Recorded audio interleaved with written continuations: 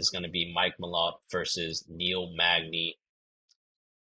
Neil Magny, the Hastings sensation, he's 28-11. He is 2-3 in his last five. He's coming off that decision loss against Ian Gary, 36 years old.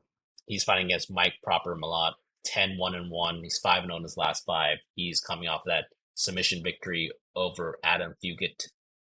And the odds right now, I mean, this is pretty fun odds. So Mike is actually at minus 400, opened up at a minus 300. So there hasn't really been that much love for the Magny train. It's just been kind of a steady steam of Mike Malott so far in the last few weeks. Alex, I'll let you go ahead and break down this fight first. What do you think about Malott versus Magny here? Yeah, so I think that Mike Malott should win this fight handedly. Um, Similar to the last UFC Canada card, he will be the final Canadian to fight. Mm, So I thought that was pretty interesting. Um, I kind of look at Mike Malott as a rising star. The way he carries himself in the presser, etc. I think, overall I think the UFC is trying to build him up, especially, putting him in, this Toronto card. Um, he's a very, very clean striker, in my opinion. Obviously, a great grappler, five first round submissions.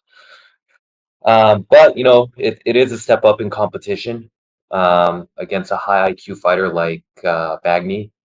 But I think Malott gets it done here. yeah, yeah, I agree with most of what you said. I mean, Neil is he's a good striker, uses the range pretty well.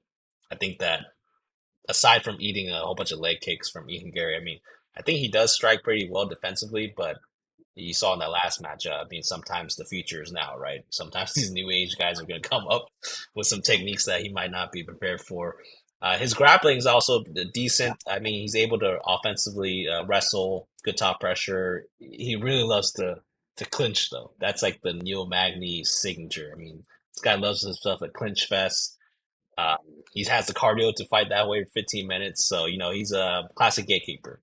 Fights his style, and if you can get through him, that's kind of a preview of what the rest of the rankings are going to be, pretty much.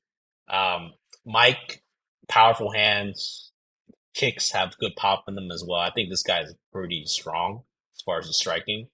Uh, he's able to use his range pretty well. I think he finds his range pretty quickly, and that's just something that's like a fight IQ thing, something that is a technique thing as well. So he finds his range pretty quickly, and then once he finds it, just starts hammering, tries to finish the fight pretty quickly.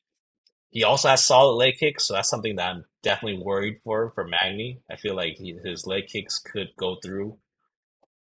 I do think that Mike is a little hittable. Um, it might not matter too much in this specific fight because I don't think Magny is that dangerous, but in the future, I think that that's something that he will need to rectify to continue to advance in the rankings. Because let's say that he matches up against a guy like Ian Gary, who's this guy's Ian Gary's also a sniper himself, or let's say he matches up with Jeff Neal, right? Sometimes you don't want to be taking those shots in the face like that. Malott, I will give him that he's actually a pretty good grappler as well. Good jiu-jitsu skills, really smart about his subs, gets into the subs pretty quickly. Is able to get back up as well from the takedowns. The only thing about Malott so far is that his cardio is kind of unproven. He's only been out of the first round once in his entire career. I think that was the last fight that he had against Adam Fugit. Um, Other than that, I mean, I truly believe that Magny's time as a gatekeeper, at least for the ranked people, it's come to an end. That last fight that he had against Ian Gary, although he's on short notice, I mean, he didn't look good at all. He just like Ian Gary was just styling on this guy. Neil basically lost both of his legs. That's just not a good sign. He just has been less impressive with each passing fight. So similar to kind of exactly your point. I mean, I think the UFC is trying to make a new star in Canada. They're starting for it. They seem to be feeding Magny because he does have good name value, has some good ranking, and I think this is just kind of the same thing that they did with Ian Gary. This is going to be a kind of a feed. a feeding frenzy, and I think Mike inside the distance is going to be the play here. Most likely, it's going to be a sub though. I mean, Neil Magny just gets subbed all the time if you look at his record. But I'm more likely to play Mike Malott in a parlay. I think he's very safe to parlay, actually. I've been seeing some love, by the way, on social media about Neil Magny might take this one. So I want to see the receipts when when this happens because I just don't see it. Oh, But yeah, we'll see what happens. But I think this is gonna be a proper beatdown for Mike Malott here.